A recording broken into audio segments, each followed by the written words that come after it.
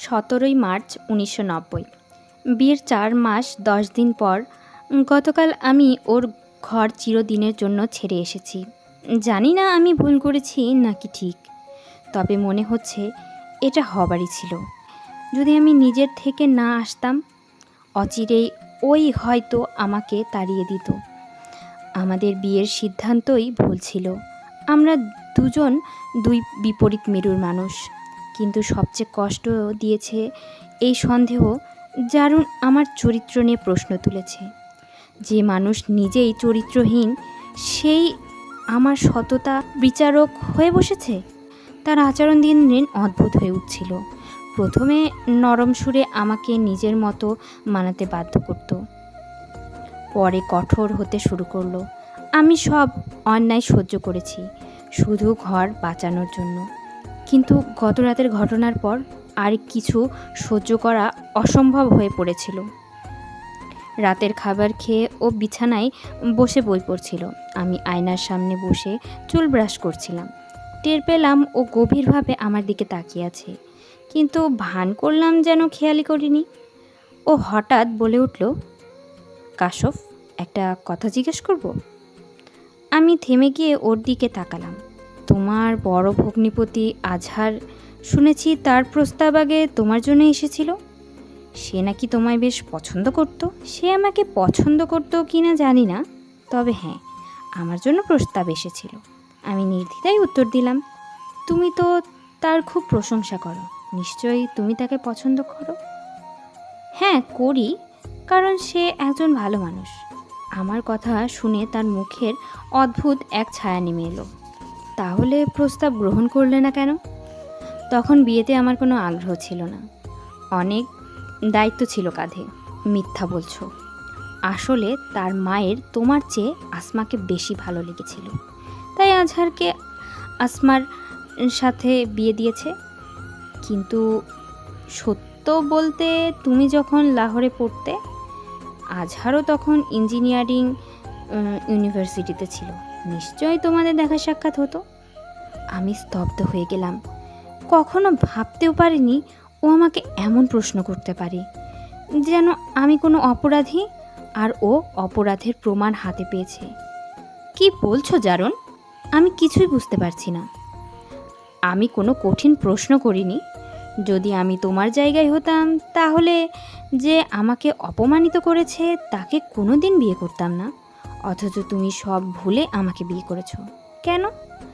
আসলে তোমার মতো মেয়েরা আমার মতো পুরুষকে দেখে সব কিছু ভুলে যায়, ইভেন যদি পুরনো প্রেমিকও থাকে। আমার ধৈর্যের ভাত ভেঙে গেল। যা বলতে চাও সরাসরি বলো, ধাঁধার মতো কথা বলো না। আমি উঠে দাঁড়ালাম। ও অদ্ভুত ভঙ্গিতে হাসল। মনে আছে কাশফ, বিশ্ববিদ্যালয়ে আমি তোমাকে থাপ্পড় মেরেছিলাম আর তুমি বলেছিলে যে যেমন তাকে তেমন উত্তর দিলেই সে কষ্ট পায়। আজ তোমার আচরণও তেমন নয়। যখন আমি মমের সামনে প্রথম তোমার নাম বলেছিলাম, মম বলেছিল, কাশ্যপের মধ্যে কি এমন দেখেছো যার জন্য এত পাগল হচ্ছ? আমি বলেছিলাম নিষ্কুলসতা। মম বললেন, মধ্যবিত্ত ফ্যামিলির মেয়েরা আসলে কতটা নিষ্কলস নয় যতটা তারা দেখায়। আর আমি মনে করি মম ঠিকই বলেছিলেন। ওর এ কথাগুলো আমাকে গালির মতো আঘাত করলো। নিজের স্বামীর মুখে চরিত্রহীনার অভিযোগ শুনে বুক ভেঙে গেল। আমি চিৎকার করে বললাম, তাহলে তুমি মনে করো আমি নষ্ট? আমি কি বলবো, তুমি নিজেই ভালো জানো। ও আবার বই খুলে পড়তে লাগলো। আমার শরীর জ্বলে উঠল। আমি বইটা ছিনিয়ে নিয়ে ছুঁড়ে মারলাম। তুমি আমার চরিত্র নিয়ে সন্দেহ করছো, অথচ নিজের চরিত্র হিসাব দিয়েছো কখনো? ও ঠান্ডা গলায় বলল, বইটা দাও। আর চিৎকার করো না, এটা আমার বাড়ি। আমি এখানে কারো উচ্চস্বরে কথা বলা সহ্য করব না। আমার তোমার বা তোমার বাড়ির পরোয়া নেই। আমি আবারও চেঁচিয়ে উঠলাম, তুমি একজন ফ্লার্ট। নিজে কত মেয়ের সঙ্গে সময় কাটিয়েছো তার কোনো হিসাব নেই, আর আমাকে দোষ দিচ্ছ? ভালো চাইলে মুখটা বন্ধ করো। আমি আর তোমার বাজে কথা সহ্য করব না। আমার কথা বাজে হলে তোমার কথাগুলো কি? তুমি একজন নীচ মানুষ, কখনো নারীকে সম্মান করতে শিখবে না। হয়তো আরও অনেক কিছু বলতাম, কিন্তু ওর থাপ্পড় আমাকে থামিয়ে দিল। তোমার মতো মেয়েদের সম্মান করতে আমি চাইও না। মুখ বন্ধ না করলে আবারও মারব। কিছুক্ষণ চুপচাপ তাকিয়ে আমি ড্রেসিং রুমে চলে গেলাম। ব্যাগ গুছিয়ে বেরিয়ে এলাম। ও তখনও বই হাতে বসেছিল। আমি চলে যাচ্ছি। যাও, আমি তোমাকে থামাবো না। মনে রেখো, আজ গেলে আর কখনো ফিরতে পারবে না। কয়েকদিনের মধ্যে ডিভোর্স লেটার পাঠিয়ে দেব। আমি শান্তভাবে বললাম, আমিও আর ফিরতে চাই না। যত তাড়াতাড়ি সম্ভব ডিভোর্স লেটার পাঠিও, কৃতজ্ঞ থাকব। মোহর হিসেবে আমাকে যে টাকা দিয়েছিলে সেটা ব্যাংকে আছে, চেকবুকে সাইন করে রেখেছি। তুমি সেটা উঠিয়ে নিও। প্রতি মাসে হাত খরচার জন্য 15,000 করে আমাকে যে টাকা দিতে, সেটাও ব্যাংকের ওই অ্যাকাউন্টে জমা করে দিয়েছি। এই যে ওয়ার্ডরোবের চাবিগুলো, অলংকারগুলো ড্রয়ারে সাজানো আছে। তোমার দেওয়া টাকা, গহনা সব কিছু রেখে যাচ্ছি। শুধু আমার নিজের কেনা জিনিসগুলো নিয়ে যাচ্ছি। চাইলে ব্যাগ চেক করতে পারো। ও শুধু বলল, দরজাটা ভালো করে বন্ধ করে যেও। এইটুকুই। যদি আর এক মুহূর্ত থাকতাম, কান্নায় ভেঙে পড়তাম। কোথায় যাব জানতাম না। শেষে নিজের গাড়ি নিয়ে MNA হোস্টেলে চলে গেলাম। চারুন একবারও আমাকে থামাতে চায়নি। যদি চাইতো হয়তো আমি থেকে যেতাম। আমি সংসার ভাঙতে চাইনি। আমি হয়তো ওকে ভীষণ ভালোবেসে ফেলেছিলাম, কারণ ওই একমাত্র পুরুষ যে আমাকে ভালোবাসার স্বপ্ন দেখিয়েছে, আমার অস্তিত্ব অনুভব করিয়েছে। তাই চরম অপমানের পরেও তাকে ঘৃণা করতে পারিনি, পারবও না। আজ মনে হচ্ছে আমার সব আত্মত্যাগ বৃথা গেল। আমি একসময় আজহারের প্রস্তাব বোনের জন্য ছেড়ে দিয়েছিলাম, যেন তার বিয়ে ভালো জায়গায় হয়। সেই ত্যাগের প্রতিদান আজ কলঙ্ক হয়ে আমার কপালে জুটল। মনে হয় আল্লাহ আমার সঙ্গে কখনো সুবিচার করেননি। জারুনও তো কেবল তার হাতে খেলার পুতুল। ওরই বা দোষ কি? আসলে আল্লাহই যেন আমাকে অপমানিত করতে চান। দেখি আর কতটা ছিনিয়ে নিতে পারেন তিনি আমার কাছ থেকে। 17 মার্চ 1990। গতরাতে কাশফ আমাকে ছেড়ে চলে গেছে। তারপর থেকে আজ পর্যন্ত আমি নিজের ভেতরে অনুভূতিগুলো বুঝে উঠতে পারছি না। এখন যে এই অল্প কমাসে আমি ওর উপস্থিতিতে এতটা অভ্যস্ত হয়ে গিয়েছিলাম তা নিজেও টের পাইনি। অথচ ও কত সহজে আমাকে রেখে চলে গেল, যেন আমি ওর কাছে কখনোই কোনো গুরুত্ব রাখতাম না। আমি শুধু ওকে একটা থাপ্পড়ই মেরেছিলাম, অথচ ও তার চেয়েও বেশি পাওয়ার যোগ্য ছিল। গতকালও ও আমার চরিত্র নিয়ে প্রশ্ন তুলেছে। বিয়ের রাতে ও আমাকে বলেছিল, আমি তোমাকে ভালোবাসবো, কিন্তু এই 4 মাসে একবারও আমি তা অনুভব করিনি। ও কখনো ভালোবাসা প্রকাশ করেনি, আর করবেও বা কীভাবে, যখন আসলে ও আমাকে ভালোই বাসেনি, ভালোবাসতো অন্য কাউকে। যদি আগে জানতাম কখনোই ওকে বিয়ে করতাম না। ওর প্রতি আমাকে টেনেছে শুধু একটা জিনিস, ওর নিখুঁত চরিত্র। কোনো কেলেঙ্কারির দাগ ছিল না ওর। কিন্তু আমি কি জানতাম যে সবটাই আসলে ভাওতা? ও আমাদের সোসাইটির অন্য সব মেয়েদের মতোই। গত রাত থেকে আমি ভীষণ অস্থির। কিছুই ভালো লাগছে না। মনে হচ্ছে সামনে যা আছে সব ভেঙে ফেলি। ওর অনুপস্থিতির কারণে চারপাশ সব কিছু অসম্পূর্ণ মনে হচ্ছে। আজ সকালে ঘুম থেকে উঠে কিছু সময়ের জন্য গত রাতের ঘটনা ভুলে গিয়েছিলাম। বিছানায় বসে কিছুক্ষণ অপেক্ষা করছিলাম ও কখন আমার চা নিয়ে আসবে, কিন্তু হঠাৎ বজ্রপাতের মতো মনে পড়ল ও আমার ঘরেই নেই। বিয়ের পর এই প্রথম আমাকে নিজেই আলমারি থেকে কাপড় চোপড় বের করে অফিসে যেতে হলো। প্রতিটি ক্ষেত্রে ওর অভাব টের পাচ্ছি। নাস্তা না করেই বের হয়ে এলাম। আর জীবনে এই প্রথমবার বিনা কারণে কর্মচারীদের ওপর ক্ষেপে উঠলাম। নিজের রাগের কারণ খুঁজে পাচ্ছিলাম না। বাসায় ফেরার পর অস্থিরতা কমেনি, শুধু একদিন ও পাশে নেই, এতেই আমি পাগলপ্রায় হয়ে যাচ্ছি। আর সামনে তো গোটা জীবন পড়ে আছে। আমি যে ওর অভাবে নিজেকে সামলাতে পারছি না, আরও আমার দেওয়া উপহারগুলো মুখের উপর ছুঁড়ে ফেলে চলে গেছে। যদি সত্যি আমাকে ভালোবাসতো তবে কি এমনটা করতে পারতো? একটা সিদ্ধান্ত নিয়ে ফেলেছি, আমি ওকে আর কখনো এই ঘরে আনবো না। ও আমার জীবন থেকে চিরতরে বেরিয়ে গেছে। যত দ্রুত সম্ভব সম্পর্ক থেকে মুক্তি নেওয়াই আমাদের জন্য ভালো। আমার এই সিদ্ধান্ত হয়তো অনেককেই কষ্ট দেবে, বিশেষ করে স্যার হয়তো আমাকে কখনো ক্ষমা করবেন না। তবুও যদি এখনই আমি ওকে ডিভোর্স না দিই তবে হয়তো সারা জীবন আর তা দিতে পারবো না। 21শে মার্চ 1990। 4 দিন আগে লিখেছিলাম আমি জারুনকে চিরতরে ছেড়ে দিয়েছি, অথচ গতকাল আবারও ফিরে এলাম ওর ঘরে। ঘর ছাড়ার সময় ও আমাকে বলেছিল, একবার যদি এই ঘর থেকে চলে যাও তবে আর ফিরে আসতে পারবে না। অথচ গতকাল ও নিজেই আমাকে নিয়ে এলো। ও আসলে অদ্ভুত মানুষ, যা বলে ঠিক তার উল্টোটাই করে। গতকাল সন্ধ্যায় আমি হোস্টেলের রুমে বসেছিলাম, তখনও এলো। ওকে দেখে আমি একটু বিস্মিত হইনি, ভেবেছিলাম হয়তো ডিভোর্সের কাগজপত্র নিয়ে এসেছে। সেভাবে ঘরে ঢুকতে দিলাম। আমি সরাসরি জিজ্ঞেস করলাম, তুমি কি ডিভোর্সের কাগজ এনেছো? ও উত্তর দিল, না, আমি তোমাকে নিতে এসেছি। এই উত্তর আমার কাছে একেবারে অপ্রত্যাশিত ছিল। কেন? ও কোনো জবাব না দিয়ে চেয়ারে বসে রইল। কিছুক্ষণ চুপ থেকে বলল, আমাদের বিয়ের বয়স মাত্র 4.5 মাস, আর এরই মধ্যে আমরা একে অপরের প্রতি এমন বিরক্ত হয়ে পড়ছি যে এখনই আলাদা হওয়ার কথা ভাবছি। কাশব, তুমি হয়তো মনে করো আমি তোমাকে কষ্ট দেওয়ার জন্য বিয়ে করেছি, কিন্তু বিশ্বাস করো তা নয়। আমি আমার সংসার ভাঙতে চাই না। আমি বুঝে গেছি তোমাকে ছাড়া আমি বাঁচতে পারবো না, চলো আমার সঙ্গে।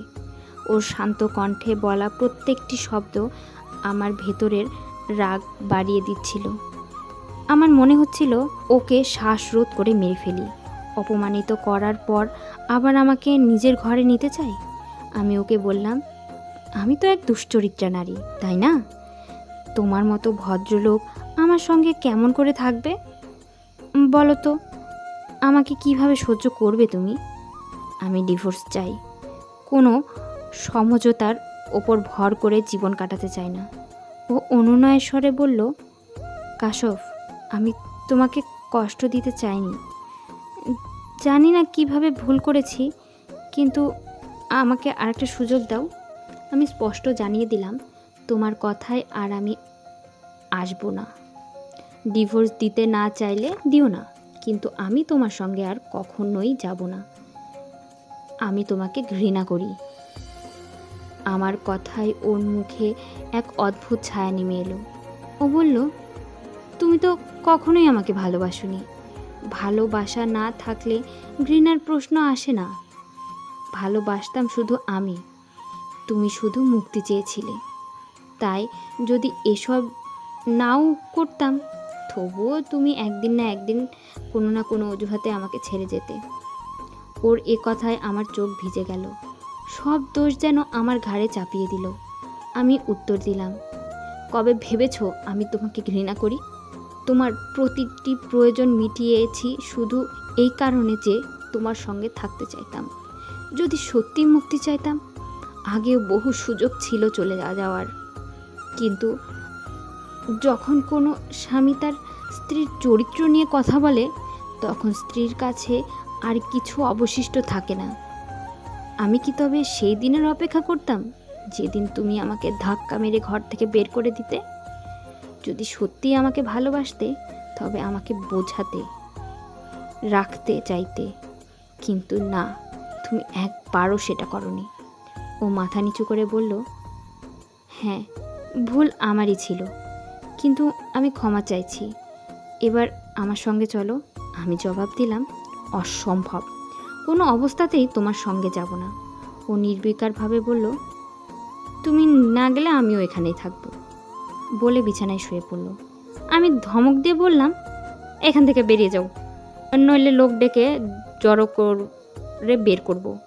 ও হেসে বলল, তোমাকে ছাড়া আমি যাব না, তুমি আমার সঙ্গে চলো, নইলে আমাকে এখানে থাকতে দাও। মনে রেখো, আমি তোমার স্বামী, তোমাকে নিয়ে যাওয়ার অধিকার আমার আছে। তোমার সম্মান রাখছি বলে জোর করছি না। আমি দীর্ঘক্ষণ ওর মুখের দিকে তাকিয়ে রইলাম। তারপর ব্যাগ গুছিয়ে নিলাম। ব্যাগের চেন টেনে বন্ধ করা মাত্রই ও সেটা কাঁধে তুলে নিল। ঘরে ফিরে আমি চিৎকার করতে লাগলাম। ও চুপচাপ শুনতে থাকলো। কিছুক্ষণ পর আমাকে কয়েকটা চিঠি এগিয়ে দিয়ে বলল, কাশফ, তোমার রাগ যদি কেটে গিয়ে থাকে, এগুলো পড়ো, আমার অবস্থাটা বুঝতে পারবে। তোমার সঙ্গে বাগদানের আগে থেকে এসব চিঠি আসছিল, আর এখনও আসছে। কে লিখেছে জানি না, তবে সবই গুজরাট থেকে এসেছে। তাই মনে করি তোমাদের পরিবার থেকেই কেউ লিখেছে। বিয়ের আগে যখন এসব পেতাম, তাতে লেখা থাকতো, যাকে বিয়ে করতে যাচ্ছি সে এক আড্ডাবাজ মেয়ে, কলেজে বহু ছেলের সঙ্গে সম্পর্ক। তখন পাত্তা দেইনি, কারণ আমি জানতাম তুমি কেমন। কিন্তু 2 মাস আগে পাওয়া একটা চিঠিতে লেখা ছিল, বিয়ের আগে তুমি আজহারের প্রেমে পড়েছিলে, তাকে বিয়ে করতে চেয়েছিলে, অথচ তার মা তোমাকে পছন্দ না করে আসমাকে পছন্দ করলো। এই চিঠি আমাকে নাড়া দিয়েছে, কারণ তুমি প্রায় আজহারের প্রশংসা করতে। এই জন্যই মূলত আমার সন্দেহ জাগে। চিঠিগুলো পড়ে আমার ভেতরকার রাগ কিছুটা কমে গেল, যদিও বুঝতে পারছিলাম না এগুলো কে লিখেছে। পড়া শেষে চিঠিগুলো ওকে ছুঁড়ে দিয়ে বললাম, এমন বেনামি চিঠির ওপর ভরসা করছো, অথচ আমায় বিশ্বাস করনি। আজহার বা কারোর সঙ্গে আমার কোনো সম্পর্ক ছিল না। অবাক লাগে, আমার সামান্য নামমাত্র অভিযোগ তুমি মেনে নিতে পারোনি, অথচ তোমার বাস্তব প্রেম ঘটিত অতীতকে আমি ভুলে গিয়ে ক্ষমা করেছি। তুমি সামান্য একটু উদার হতে পারোনি। ও আমাকে কঠোর গলায় বলল, তোমার মুখে অন্য পুরুষের প্রশংসা আমার সহ্য হয় না। যদি আমার প্রশংসা না করো, তবুও অন্য কারোর প্রশংসা আমার সামনে করবে না।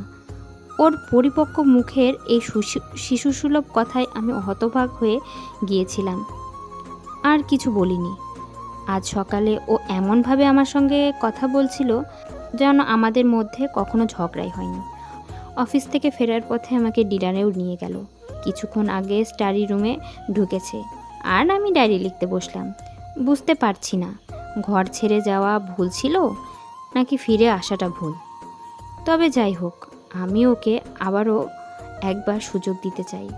ও আমার ব্যাপারে ভীষণ স্পর্শকাতর, এই জন্যই হয়তো আমার কোনো ভুল মেনে নিতে পারে না। এখন থেকে আমাকেও আরও সতর্ক থাকতে হবে। চেষ্টা করব যেন আর কোনো অভিযোগের সুযোগ না আসে। 17 এপ্রিল 1990। আজ আমার জীবনের সবচেয়ে সুন্দর খবরটা পেলাম। ডাক্তার জানালেন আমি মা হতে চলেছি। এখনও যেন বিশ্বাসই করতে পারছি না। মনের ভেতর কত রকম অনুভূতি ঘুরপাক খাচ্ছে। ভাবতে অবাক লাগে, কয়েক মাস পর আমার কোলে একটা ছোট্ট প্রাণ আসবে, শুধু আমার নিজের। সে আমার আনন্দ দুঃখ নিজের মতো করে বুঝবে, আমার প্রতিটি কষ্টকে নিজের কষ্ট ভেবে অনুভব করবে। আমাদের মধ্যে এমন এক বন্ধন তৈরি হবে যা কোনো দিন ছিন্ন হবে না। এখনও আমি জারুনকে কিছু বলিনি, জানি না ওর প্রতিক্রিয়া কী হবে, তবে আমি নিশ্চিত ও আমার মতোই খুশি হবে। অন্তত এই বিশ্বাস ওর ভেতরে জন্ম নেবে যে আমি কখনো ওকে ছেড়ে কোথাও চলে যাব না। আমাদের সম্পর্ক আরও গভীর হয়ে উঠবে, কারণ আমাদের ঘরে আসছে এমন একজন যে আমাদের একাকিত্ব মুছে দিয়ে জীবনকে পূর্ণ করে তুলবে। 14 অক্টোবর 1990। আজ ঠিক 1 সপ্তাহ হলো আমি এক পুত্র সন্তানের মা হয়েছি। যেদিন রাতে আমার ছেলে জন্ম নেয়, সেদিন রাতে জারুনের একটা ডিনারে যাওয়ার কথা ছিল।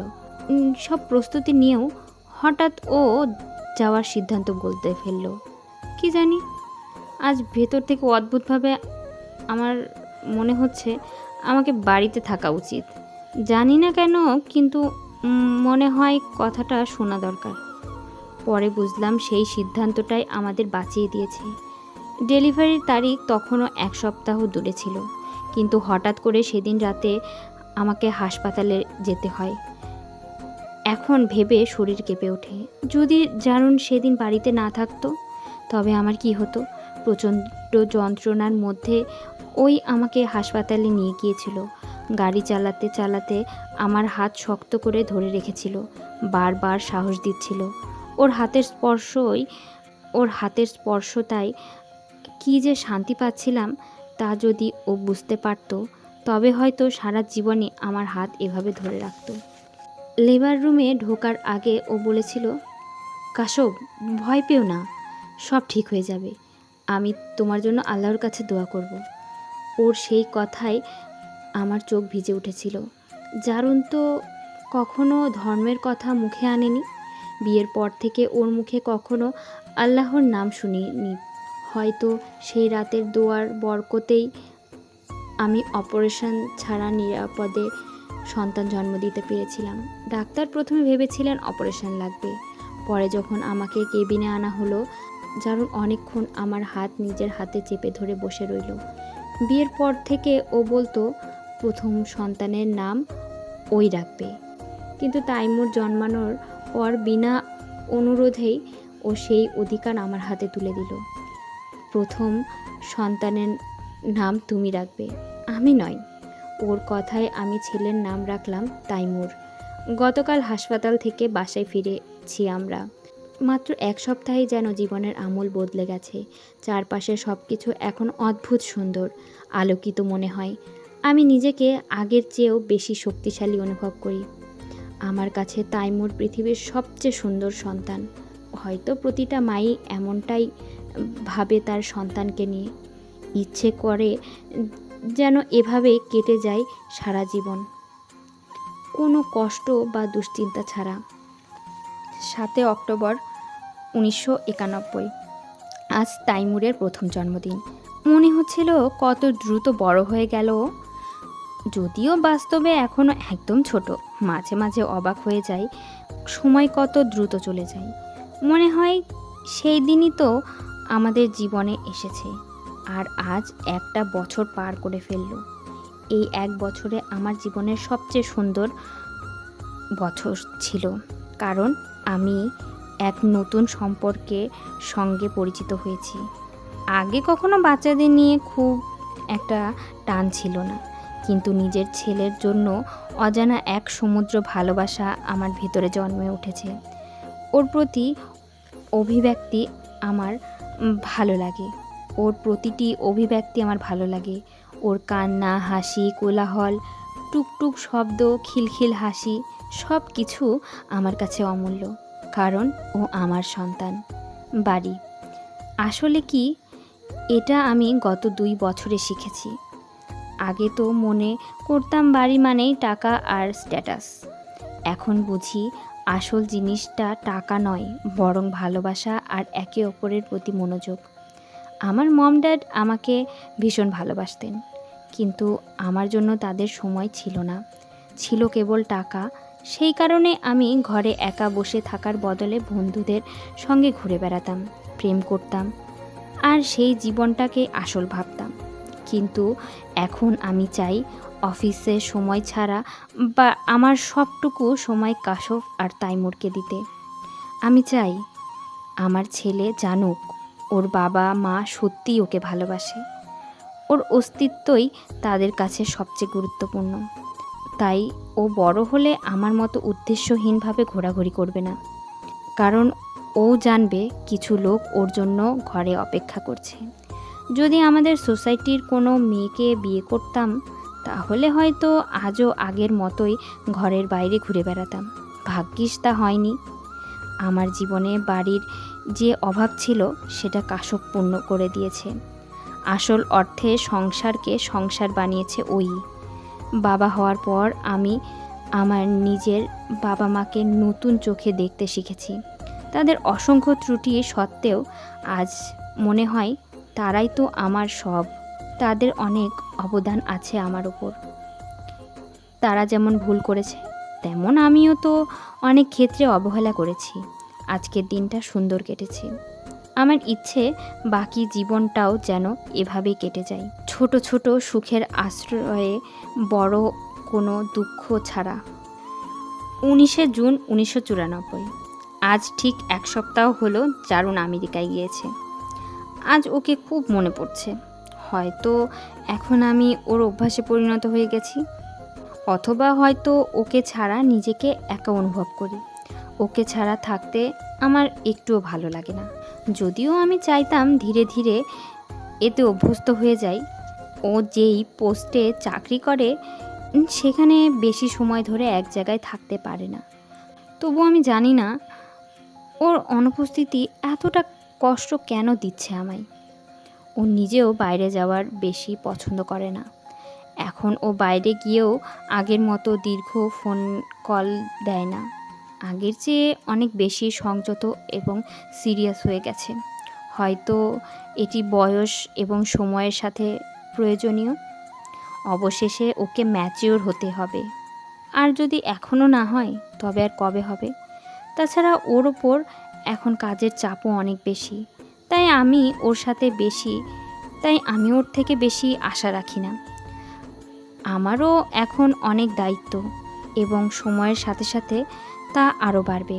মাঝে মাঝে ভাবি হয়তো এখন চাকরি ছেড়ে দেওয়া উচিত, কারণ এখন আর তার প্রয়োজন নেই। আর্থিকভাবে কোনো ঘাটতি নেই এবং তাইমুরের পাশাপাশি আইবেকেরও দায়িত্বও আছে। 2 শিশুকে চাকরির সঙ্গে সামলানো কিছুটা কঠিন, কিন্তু তারপর মনে হয় আমি এত কষ্ট করে এ পর্যায়ে পৌঁছেছি, তা শুধু আমার সামান্য আরামের জন্য ছেড়ে দেব? এই চিন্তায় আমাকে চাকরি ছাড়া থেকে বিরত রাখে। হয়তো আমি এই মুহূর্তে হৃদয়ের চেয়ে বিবেকের কথা বেশি শুনি, আর জীবনে প্রায় সব সময় বিবেকের নেওয়া সিদ্ধান্তই ফলপ্রসূ হয়। কি লিখতে বসেছিলাম আর কি লিখছি। আজ আমি বেশ মনোযোগ হারিয়েছি। কোনো কাজই ঠিকভাবে করতে পারিনি। তার একমাত্র কারণ জার্নের কথা খুব মনে পড়ছে। কখনো ভাবিনি যে মানুষটাকে আগে পুরো হৃদয় দিয়ে ঘৃণা করতাম, একটা সময় সেই মানুষটারই এতটা প্রেমে পড়ে যাব এবং তার অনুপস্থিতি সহ্য করা আমার জন্য কষ্টকর হয়ে উঠবে। ও খুবই সুন্দর মানুষ, শুধু বাহ্যিকভাবেই নয়, অন্তর থেকেও। কিন্তু তা বুঝতে সময় লাগে। জানি না ও এখন কি করছে। হয়তো কোনো কনফারেন্স হলে বক্তৃতা দিচ্ছে, অথবা কোনো রিপোর্ট বা ড্রাফট তৈরি করছে। যাই হোক না কেন, কমপক্ষে এই মুহূর্তে ও আমাদের কথা মনে পড়ছে না, কারণ আমেরিকায় এখন সকাল। আর ওয়ার্কিং আওয়ারে ও শুধু নিজের কাজ নিয়ে ব্যস্ত থাকে, অন্য কারো চিন্তা করে না।